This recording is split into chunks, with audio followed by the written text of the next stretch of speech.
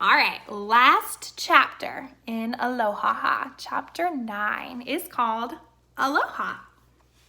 Day 5. Dear first grade journal, it is already tomorrow morning. Mother and Daddy are still sleeping, only I don't even know how they could go to sleep at all last night, because yesterday was the excitingest day of my life. Donald talked in the microphone the whole way home. He said that the bird was just a baby, and it thought my head was a giant flower probably. Also, he said how brave I was, and that I was a delightful little girl. It was a very interesting conversation.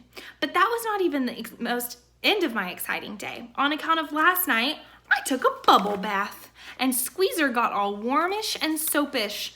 And what do you know? He slipped right off with the bubbles. I am getting to be excellent with birds. Someday, I will be a nature guy, probably. I thought for a second, or maybe I will be a photojournal guy, possibly. I tapped on my chin. No, wait. Maybe I might like to arrange hair flowers, because I have a talent for that too, I believe, from Junie being nature guy, or other possible stuff. I put down my pencil and I took out my photojournal, because after the bus trip yesterday, we went to the drugstore and we got my pictures developed, and they turned out beautifully, I tell you. I showed them to Philip, Johnny, Bob, and Squeezer. They loved them very, very much. Also, I tried to show them to Dolores, but she was busy getting a facial. After I finished looking at my pictures, I lined them up in my journal and I printed their captions all nice and neat. I smiled as I read them. All right. So we have Day 1, Grouchy Ladies. Day 2, Doofus Girl and Squeezer. Day 3, Hawaii is making a fool out of me. Day 4, a bus full of old people. I am stunning. A bird in the hair.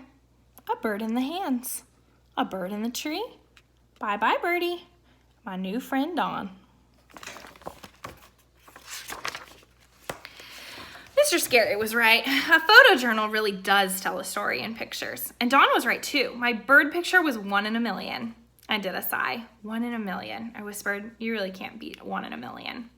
I opened up my suitcase and I packed my journal real careful. I smiled some more. Room 1's first official photojournal ever, I said. I stood up a little straighter, because feeling official made me feel taller again.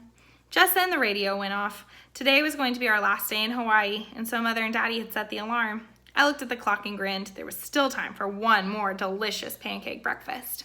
I tippy-toed over to Daddy and blew air on his face. He opened one eyeball. I waved. Aloha-ha, I whispered. Daddy did a chuckle. I kissed him on his cheek. Hawaii was the time of my life.